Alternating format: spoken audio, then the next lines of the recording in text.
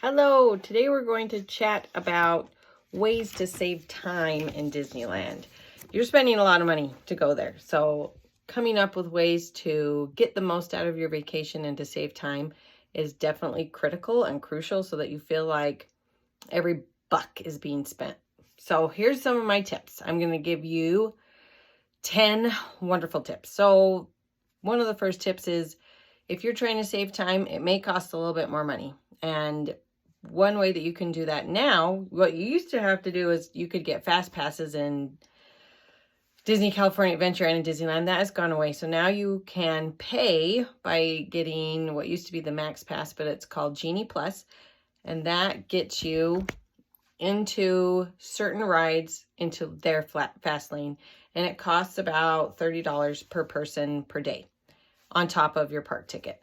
You can also do the lightning lane. So rides like Rise of the Resistance, that isn't on that Genie Plus. If you pay for that lightning lane, you're only getting that ride fast passed once. The lightning lane that you purchase separately, like Rise of the Resistance, that is kind of a varying price. It can cost anywhere from $17 to $30, depending on how many people are in the park. So that's the one that costs money. That's number 10. Number 9. This is a weird one, guys. And I put it on here because it's true. And I say it because every single member of my family gets motion sickness in some way. So there's rides that we just skip. Like we have never been on the teacups because we would all just throw up. So it's not worth it. But bringing with you a person that does get motion sickness can be helpful because they can wait in line for you. I know it's a silly tip, but I am that person. There are some rides that I'm just like, no.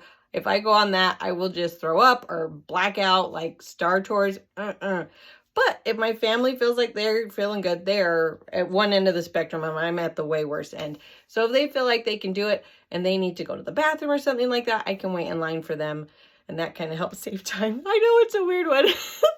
Number 8 is your hotel.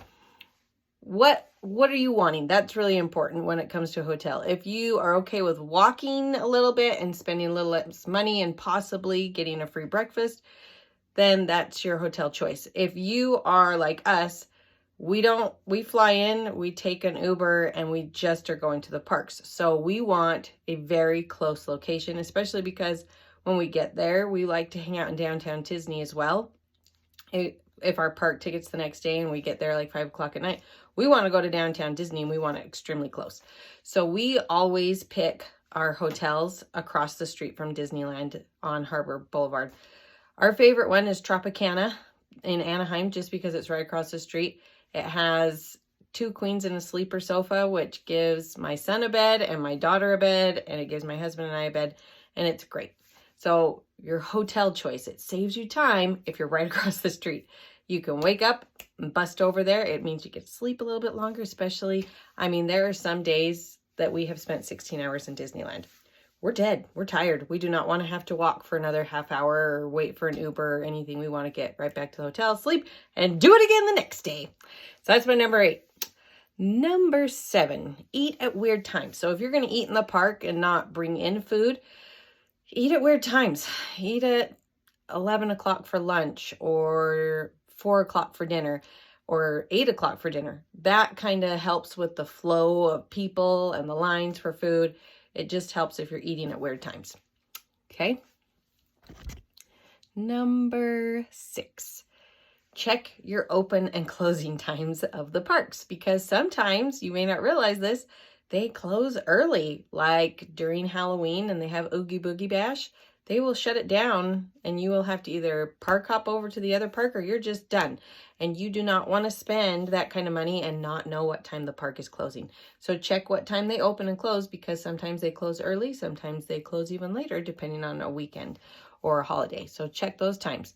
Magic Morning, which is my number 5, happens when you are staying in a Disneyland resort hotel. So they have 3 hotels. And these are all considered deluxe or luxury hotels, wherein if you went to Walt Disney World, they actually have more economy type hotels that are a little more affordable for families. But if you are staying in those deluxe hotels, you get an extra half hour before the park opens. So if you're willing to stay there and pay that price. I would love to go there. I have never stayed in a Disneyland hotel. Hashtag dreams.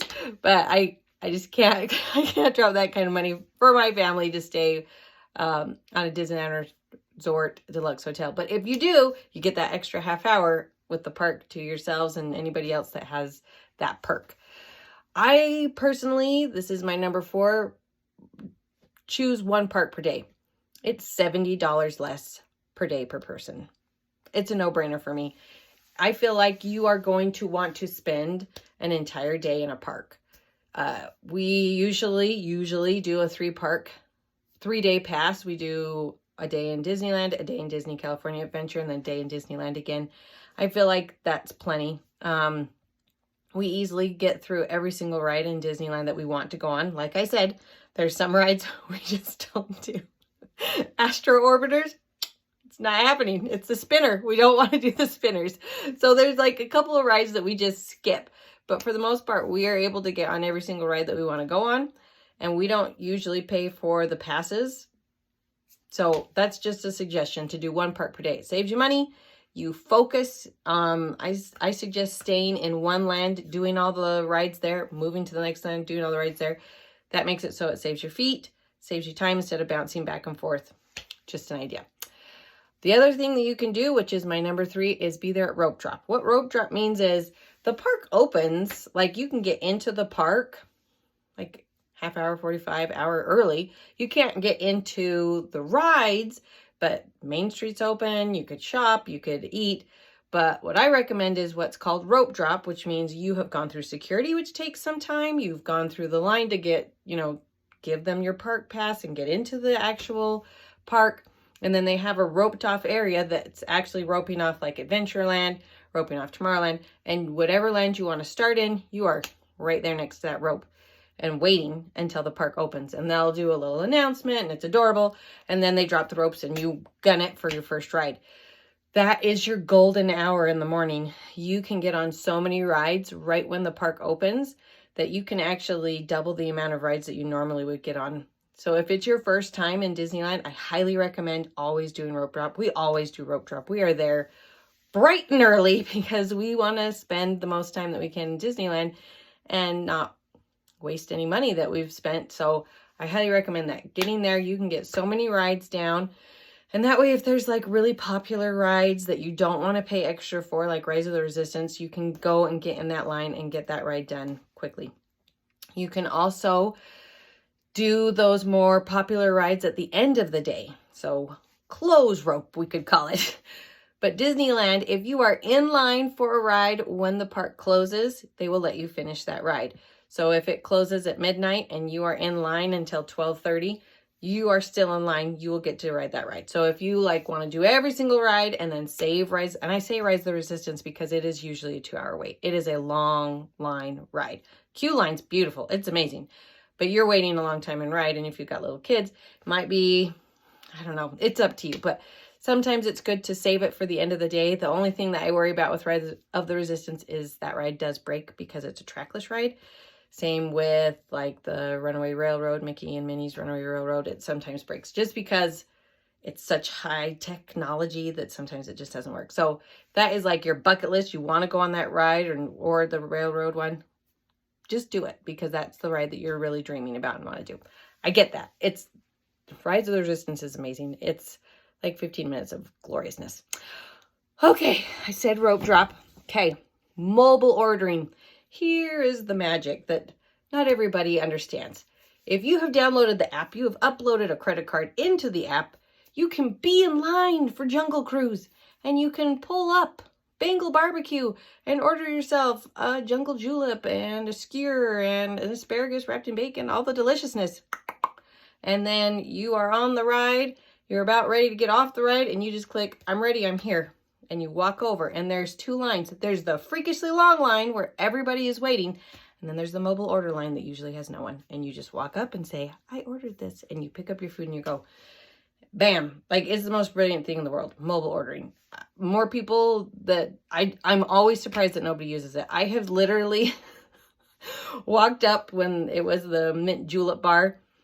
I've literally walked up to, and now it's like in a weird spot because of construction, but I've walked up and seen a huge line to get beignets and mint juleps, and I just walk up with my mobile order that I ordered as I was walking up to the window. So I'm just saying, mobile ordering is brilliant. If you are willing to put your credit card on the app and work it that way, go for it. My number one tip for saving time is the app.